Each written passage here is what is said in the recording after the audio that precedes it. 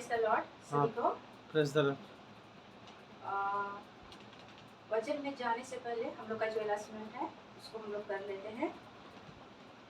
मसीह मंथन बैठक Hindi online church हर Sunday 7:30 बजे इवनिंग में पास्टर दानियला चलाते हैं, लाइव आते हैं। आप लोग वहाँ से तेरी शिक्षाओं को प्राप्त कर सकते हैं। मत्ती 4:4 उसने उत्तर दिया कि लिखा है कि मनुष्य केवल रोटी ही से नहीं परंतु हर एक वचन से जो परमेश्वर के मुख से निकलता है जीवित रहेगा। मनुष्य केवल सचमुच में मनुष्य केवल रोटी से नहीं परमेश्वर के मुख से निकलता है जो वचन जीवित रहेगा। सचमुच में हमारा प्रभु कितना महान है। और पहला तीमुथियुस अध्याय 1:3 जैसे मैंने मकिदुनिया को जाते समय तुझे समझाया था कि एफिसियस में रहकर इतनों को आज्ञा दे कि और प्रकार की शिक्षा ना दे। पौलुस कह रहा है क्या कि और प्रकार की शिक्षा ना दे। जो वचन में लिखा है, विशेष करके जो वचन हमें सिखाती है वही शिक्षा लोगों को भी देना है। और हम लोगों ने भी खरी शिक्षा के माध्यम से वचन की शिक्षाओं को सीखा, वचन को हम लोगों ने सीखा। और teach no other teaching, Bible से बाहर हमें किसी चीज़ की टीचिंग नहीं देनी है। और यीशु की शिक्षाएं, पतरस की शिक्षाएं, पौलुस की शिक्षाएं, पहली सदी की शिक्षाएं और एमएमई की शिक्षाएं बिल्कुल एक जैसी है। हमारे पास्टर दानियल दा 3 चैनल को चलाते हैं, यूट्यूब, फेसबुक और इंस्टाग्राम। यहाँ से आप लोग खरी शिक्षाओं को प्राप्त कर सकते हैं। इन सारे चैनल को लाइक कर सकते हैं, प्रमोट कर सकते हैं और दूसरों तक शेयर कर सकते हैं और खरी शिक्षा दूसरे लोग भी प्राप्त कर सकते हैं। और इन सारे चैनल को लाइक प्रमोट करने के लिए पैसे नहीं लगेंगे। आप लोग लाइक कर सकते हैं, प्रमोट कर सकते हैं। इन 3 चैनल से पास्टर दानियल दा लाइव आते हैं।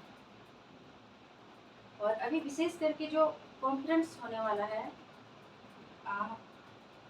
13 स्टेट पर, तो आप लोग जा करके उन सारे जगह पर आप लोग पास्टर दानियल दा से फेस टू फेस आप लोग मिल सकते हैं और खरी शिक्षाओं को प्राप्त कर सकते हैं।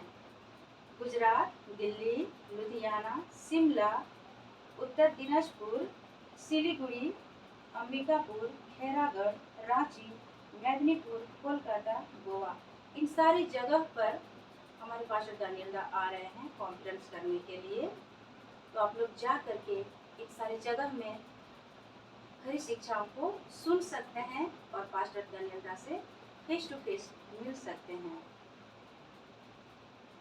और एमएमबी कॉन्फ्रेंस 2024 के लिए जो भी अपनी इच्छा से फाइनेंशियली सपोर्ट करना चाहते हैं तो आप लोग पास्टर दानियल दा का नंबर ले सकते हैं। और जो भी आपको सहयोग करना आपको लगता है कि देना चाहिए तो अपनी इच्छा के मुताबिक आप दे सकते हैं। कुड़कुड़ा के नहीं बल्कि हर्ष से, खुशी से जो आप देना चाहते हैं, देने में भी ठीक है और ना देने में भी ठीक है, क्योंकि परमेश्वर के कार्य कभी रुकते नहीं हैं।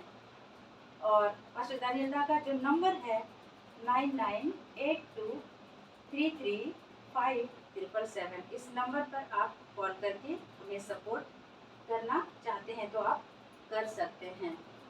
और विशेष करके हम लोग आंध्रा, वेस्ट बंगाल, पुरुलिया में रहते हैं। मेरे फेसबुक चैनल को भी आप लोग लाइक कर सकते हैं, प्रमोट कर सकते हैं। और हमारे यूट्यूब चैनल को भी साउंड डॉक्टरिंग्स करके है, आप लोग वहाँ भी मेरे फेसबुक चैनल को आप लोग लाइक कर सकते हैं और प्रमोट कर सकते हैं और खरी शिक्षाओं को प्राप्त कर सकते हैं। तो आशा करती हूँ मैं कि आप लोग समझ गए होंगे। और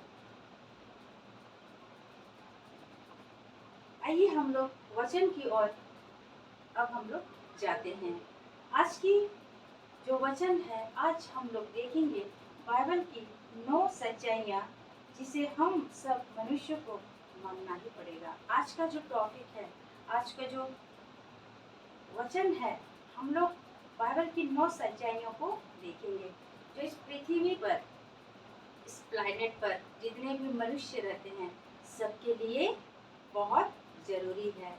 इन सारे सच्चाई को हर एक इंसान को मानना ही पड़ेगा।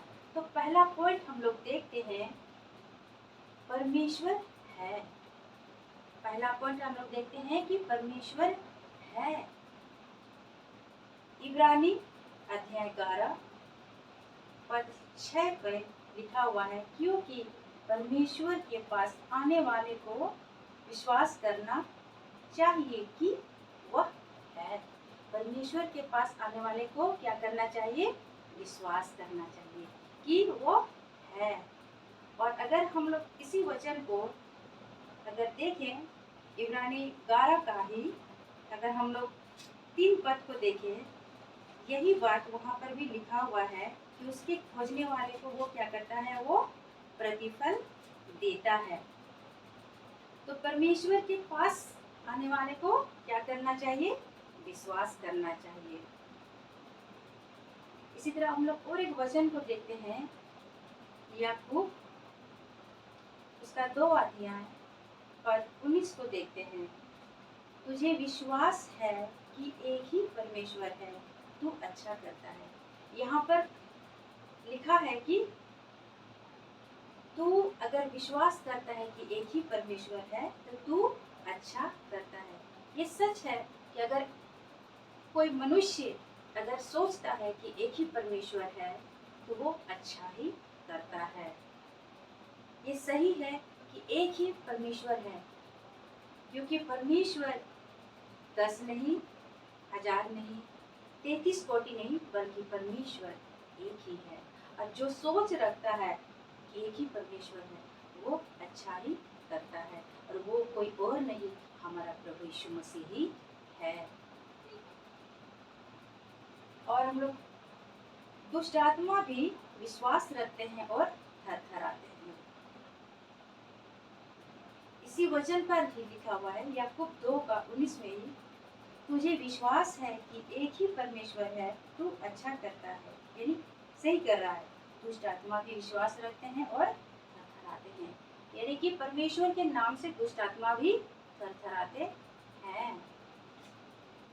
और एक वचन को देखेंगे, पहला तीमुथियुस उसका 2 उसका 5 पद को देखेंगे, क्योंकि परमेश्वर एक ही है और परमेश्वर और मनुष्य के बीच में भी एक ही बिछुआई है, अर्थात मसीह यीशु जो मनुष्य है।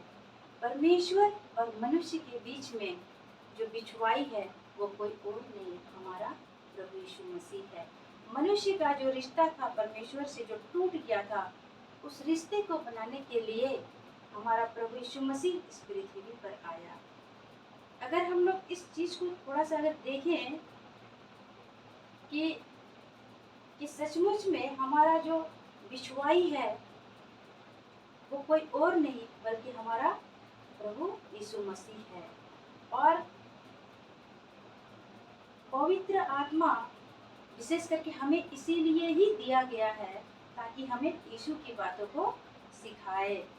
अगर हम लोग इस चीज को अगर थोड़ा सा देखें, यूहन्ना का पुस्तक उसका 16 अध्याय उसका 8 पद पर अगर देखेंगे कि पवित्र आत्मा इस पृथ्वी पर क्या करने आया, आइए हम लोग देखते हैं यूहन्ना 16 अध्याय उसका 8 पद को। वहाँ पर इस तरह लिखा हुआ है, वह आकर संसार को पाप और धार्मिकता और न्याय के विषय में निरुत्तर करेगा। क्या करेगा? पवित्र आत्मा हमें क्या करेगा? निरुत्तर करेगा। अगर हम लोग निरुत्तर को इंग्लिश में क्या बोलते हैं? कन्विक्ट कराएगा, क्योंकि प्रभु यीशु मसीह जो इस पृथ्वी पर आया और प्रभु यीशु मसीह इस पृथ्वी में आकर के प्रभु प्रभु यीशु मसीह इस पृथ्वी पर आकर के जो मनुष्य का अपराध था, पाप था, सब कुछ अपने ऊपर लेकर के सूली पर चढ़ गया ताकि मनुष्य का उद्धार हो सके, मनुष्य जाति का पाप क्षमा हो सके और हमारे परमेश्वर से जो हमारा मेल मिलाप होना था। हम मनुष्य हैं, हम मनुष्य का इतना हिम्मत और साहस नहीं है जो वो परमेश्वर के पास जा सकता है अपने से। तो परमेश्वर ने प्रभु यीशु मसीह को इस दुनिया पर भेजा 2024 साल पहले। प्रभु यीशु मसीह ने आया और अपने लहू को बहाया ताकि मनुष्यों का उद्धार हो सके। तो मनुष्य और परमेश्वर के बीच में हमारा प्रभु यीशु मसीह क्या है?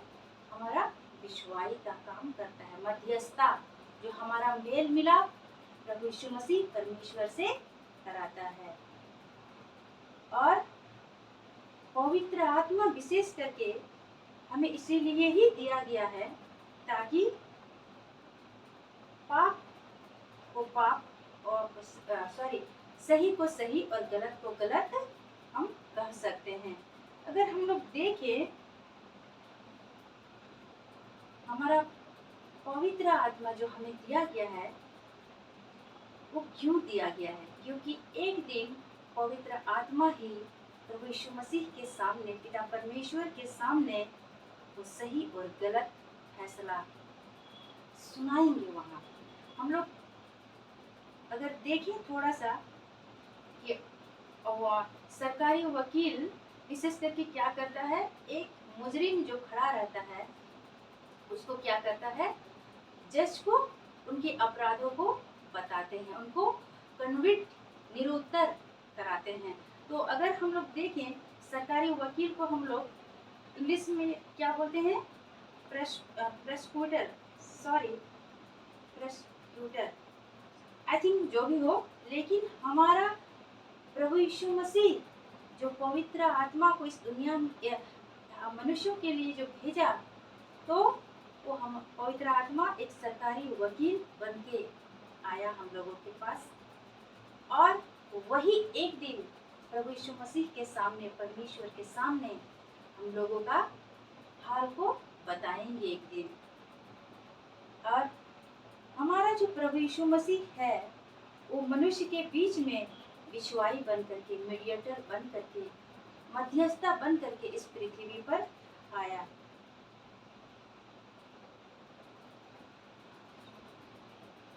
आई थिंक प्रोसिक्यूटर ही होंगे। तो हम लोग पहला पॉइंट को हम लोग देख चुके हैं। हम लोग दूसरे पॉइंट की ओर जाते हैं। दूसरी पॉइंट है, परमेश्वर ने ही बनाई है, सृष्टि यूं ही नहीं बनी है। सृष्टि को बनाने वाला कोई तो है, इस दुनिया को जो चलाता है वो कोई तो है, वो कोई और नहीं, हमारा परमेश्वर है, हमारा प्रभु यीशु मसीह है। बहुत गर्व की बात है कि हम लोग जानते हैं कि सृष्टि किसने बनाई। सृष्टि यूं ही नहीं बनी है। इब्रानी अध्याय 11 और 3 को देखें तो वहाँ लिखा हुआ है, विश्वास ही से हम जानते हैं कि सारी सृष्टि की रचना परमेश्वर के वचन के द्वारा हुई है। सृष्टि की रचना कैसे हुई है? वचन के द्वारा हुई है। हमारे गॉड ने सब कुछ क्रिएट किया है। वो क्या है? हमारा गॉड क्रिएटर है। हमारा परमेश्वर सब कुछ बनाने वाला है। कैसे बनाया? वचन के जरिए बनाया है। हमारा इतना महान परमेश्वर है, आज जिसकी हम लोग आराधना करते हैं, उपासना करते हैं, बहुत घमंड महसूस होता है, गर्व महसूस होता है कि आज हम लोग ऐसे परमेश्वर की आराधना करते हैं। लोगों को तो सही पता भी नहीं है, फिर भी लोग इधर उधर भटके हुए, मेरा वाला अच्छा है, ये मेरा वाला, तेरा वाला, आपका वाला, बहुत सारे आज गॉड बन, ईश्वर बन बैठे हैं पृथ्वी पर। लेकिन आज हम लोग जानते हैं कि सच्चा ईश्वर कौन है।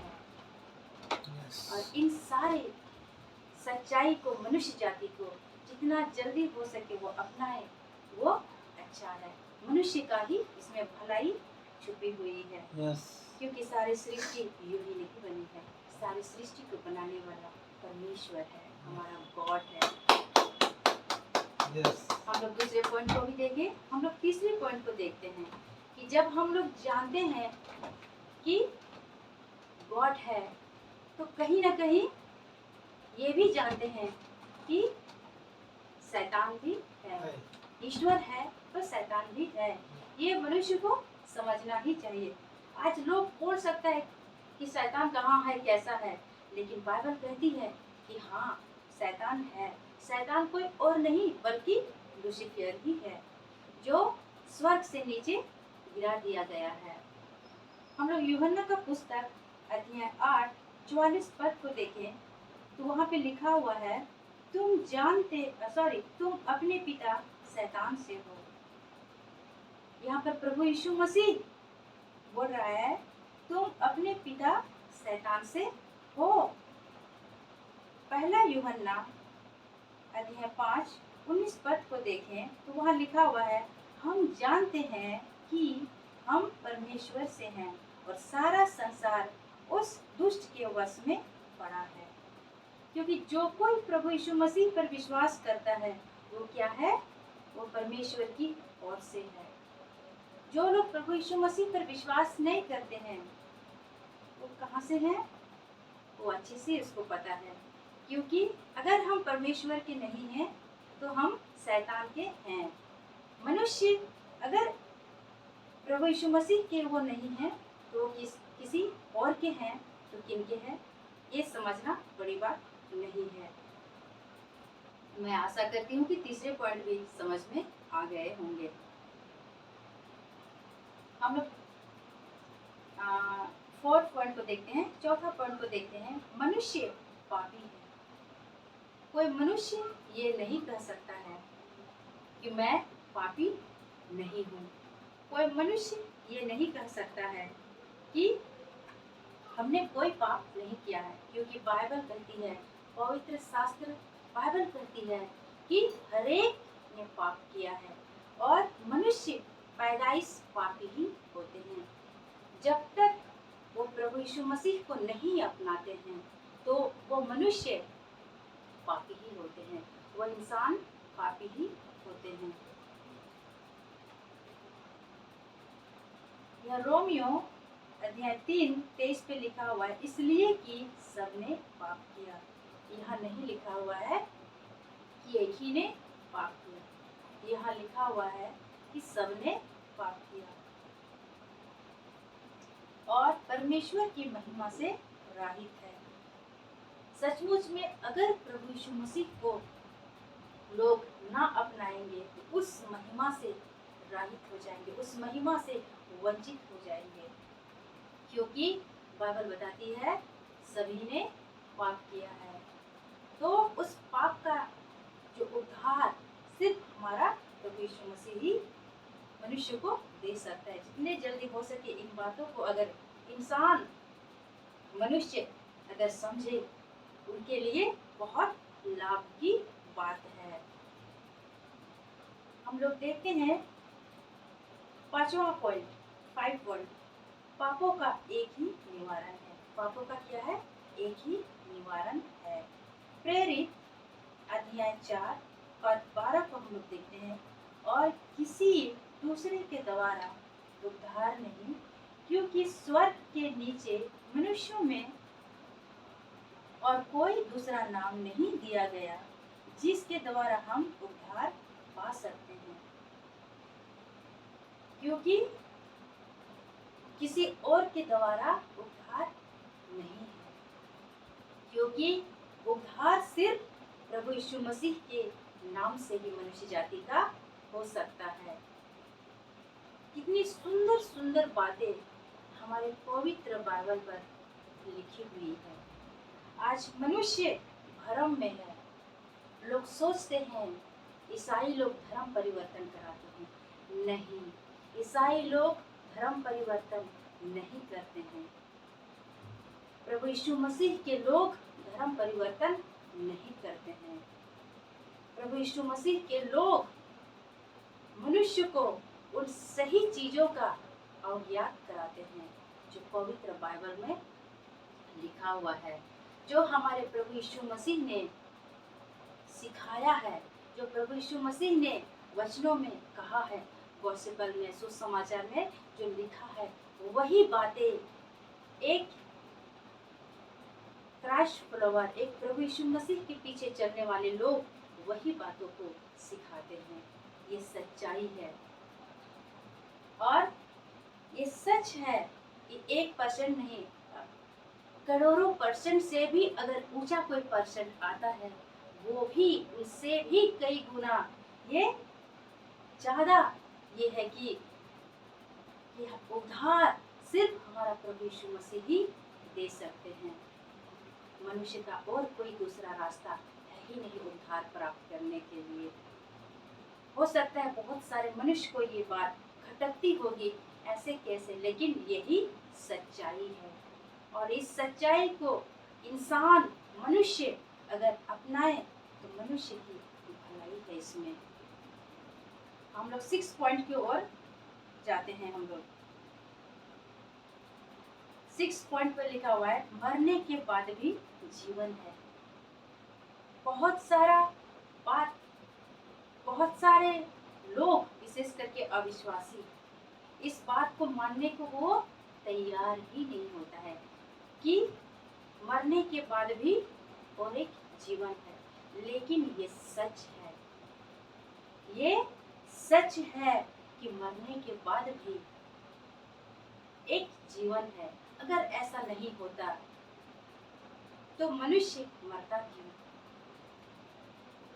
क्योंकि बहुत सारे अविश्वासियों के मुंह से भी हम सुनते हैं कि सॉरी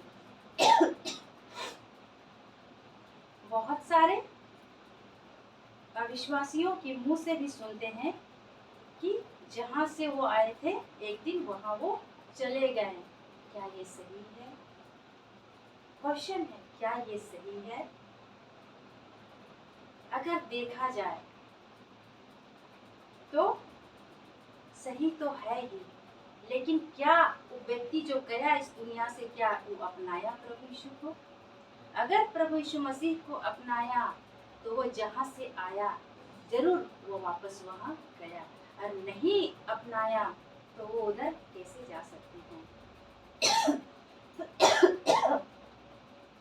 इस 6 पॉइंट के ऊपर बहुत सा बवाल होता है। थोड़ा सा मैं भी कई सारे लोगों से जब बातें करती हूँ, कई सारे लोग कहते हैं किसने देखा है मरने के बाद का जीवन को, किसने देखा है?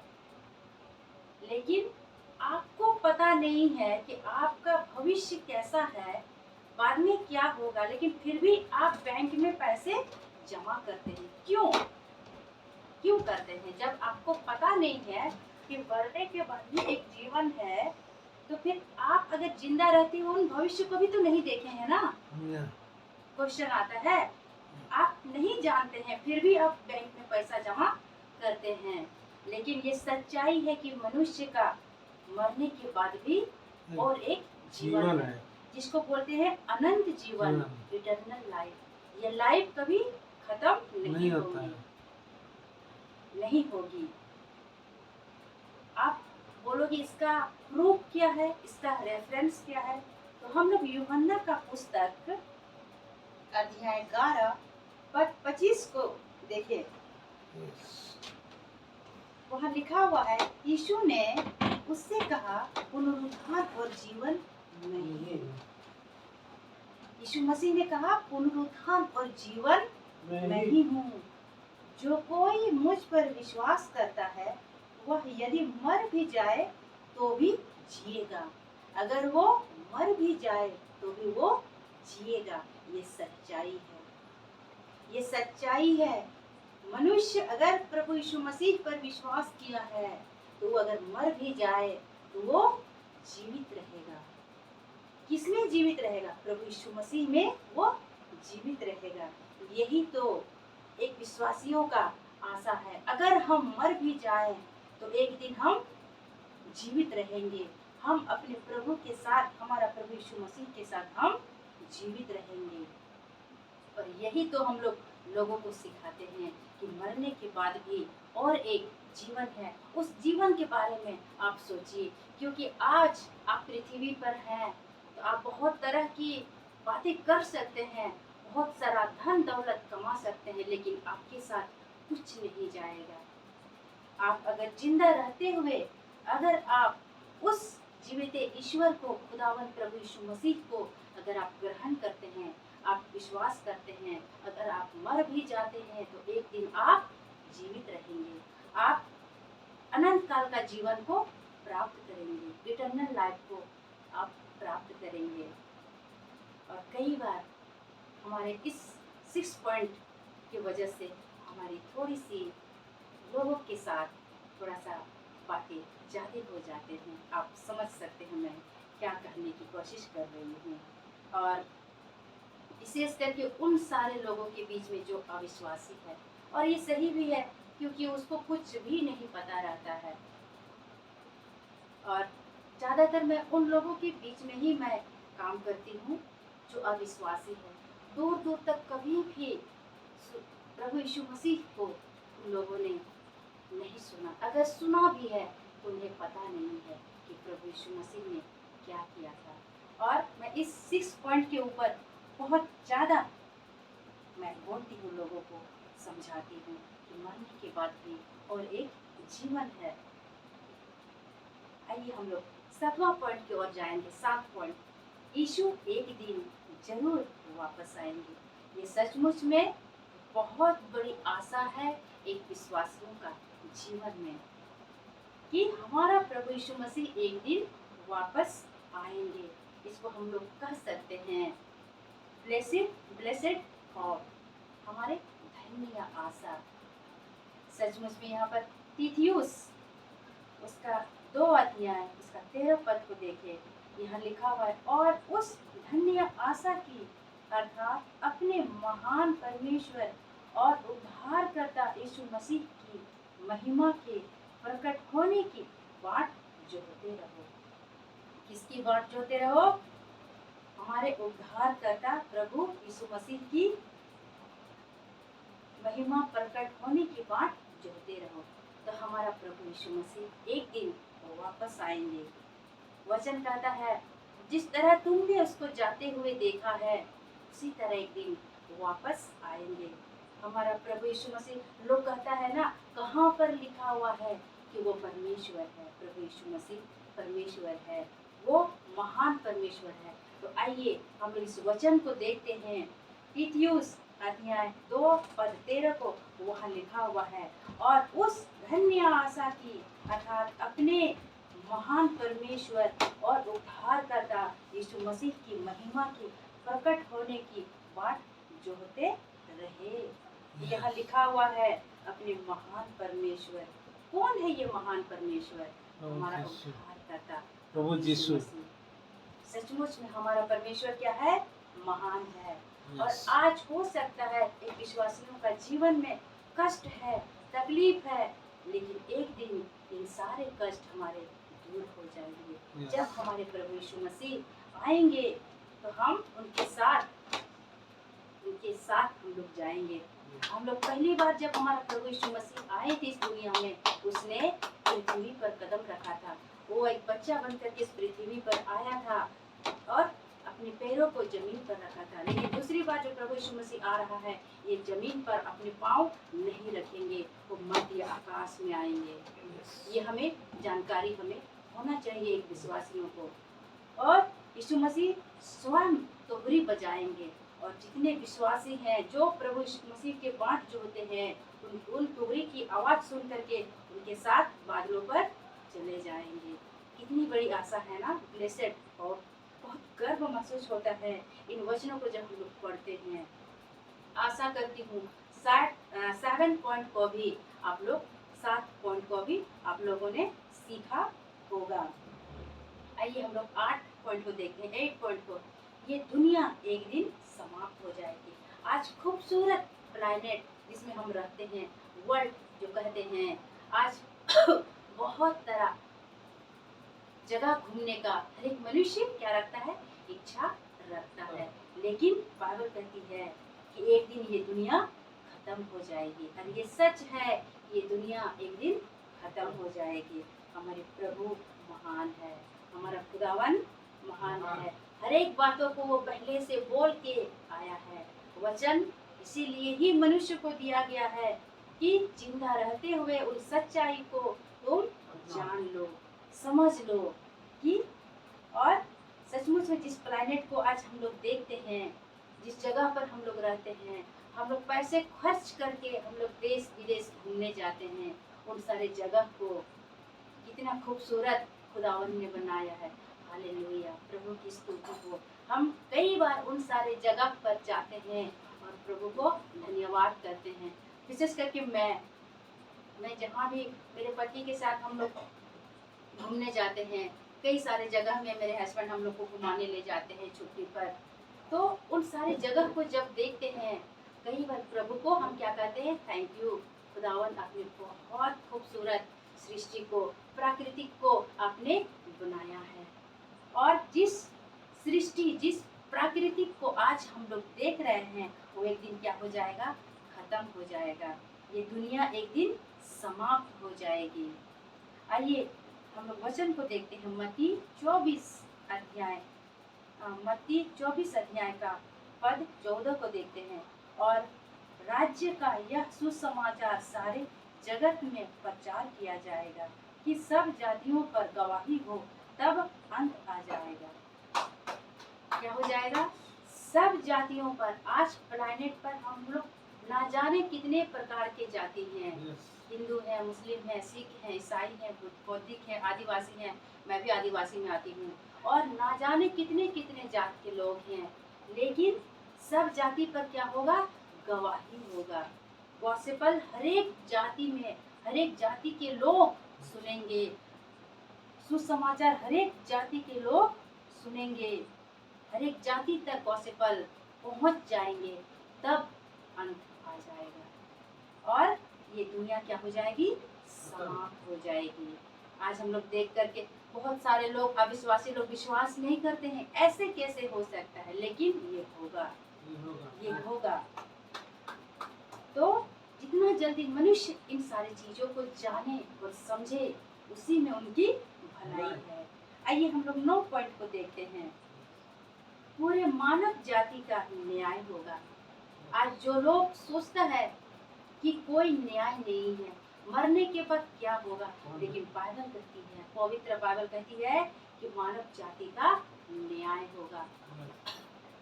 आदम से लेकर के जितने भी लोग मर गया है, सभी का न्याय होगा। आप सोच सकते हैं एक दिन न्याय सिंहासन के सामने कितने सारे वहाँ पर लोग खड़े होंगे। क्यों? क्योंकि उसको अपना अपना न्याय देना होगा। परमेश्वर पूछेंगे कि तुम क्यों विश्वास नहीं किया था। और विशेष करके प्रभु यीशु मसीह जब आया इस पृथ्वी पर, उसके बाद से जो मनुष्य अगर विश्वास नहीं किए हैं, तो कोई आशा भी नहीं है उनके पास, और इस दुनिया से अगर चले भी गए, क्योंकि हर एक मनुष्य को न्याय देना होगा। आदम से लेकर के जितने भी लोग मर रहे हैं और मरेंगे, जब तक प्रभु यीशु मसीह को लोग नहीं अपनाएंगे, तो वो हेवन में नहीं रह सकता है। क्योंकि न्याय सिंहासन के सामने सबको खड़ा होना पड़ेगा, ये सत्य है। हम लोग इस वचन को देखते हैं, दूसरा कुरिन्थी 5वां अध्याय 10 पद को देखते हैं।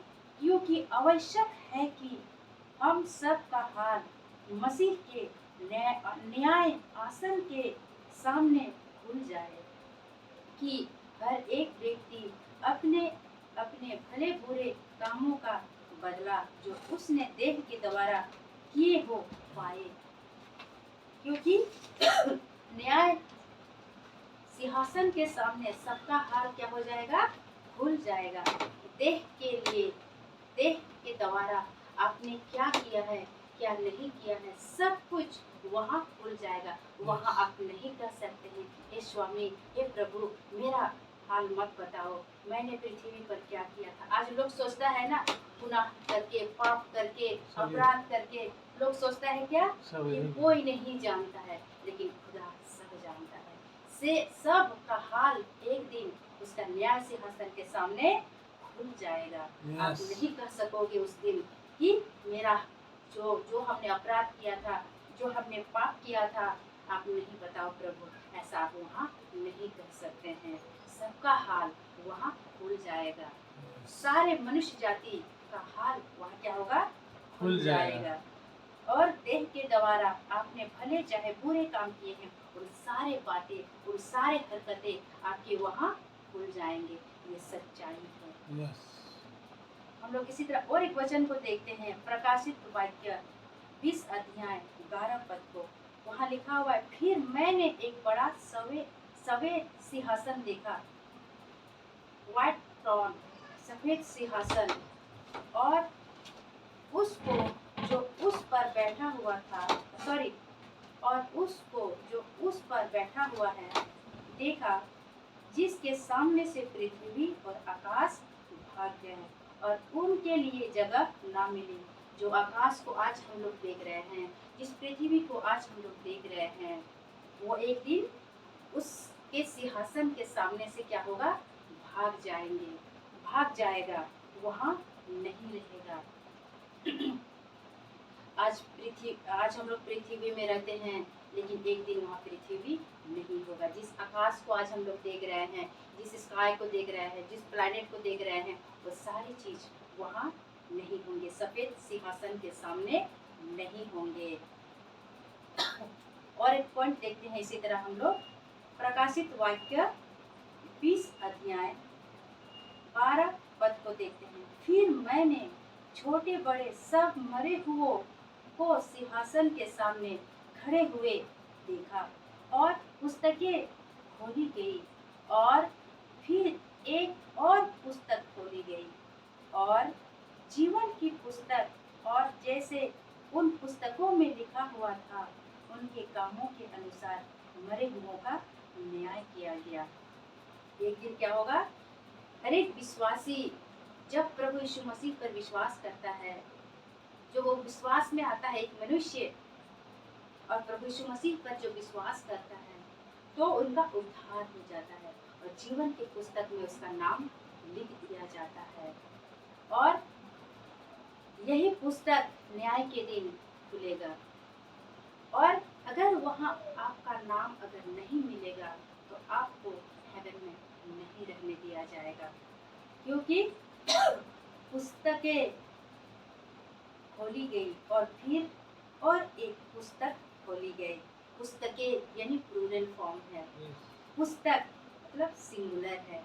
तो आपका जीवन की पुस्तक में अगर आपका नाम नहीं लिखा हुआ रहेगा, तो आपको वहाँ रहने भी नहीं दिया जाएगा। तो हमने आज सीखा है बाइबल की 9 सच्चाइयों को। ये सच्चाई बहुत जरूरी है हर एक इंसान के लिए, हर एक मनुष्य के लिए। जितना जल्दी हो सके इन 9 सच्चाई को अगर मनुष्य अपनाएंगे, इसमें मनुष्य की भलाई है। मैं आशा करती हूँ कि इन 9 सच्चाई के जरिए हर एक मनुष्य जो भी वीडियो देखेंगे, सभी को इस सच्चाई पर गौर करेंगे। बहुत गंभीर बात इन 9 सच्चाई के बारे में जो हमने कहा, इन 9 सच्चाई पर बहुत गंभीर बात है। ये हमारी बात नहीं है, ये परमेश्वर की बात है, ये प्रभु यीशु मसीह की बातें हैं, ये पवित्र आत्मा की बात है। कोई भी लोग सुनेंगे, जरूर इन 9 सच्चाई पर गंभीर तरीके से ध्यान दे करके सुने।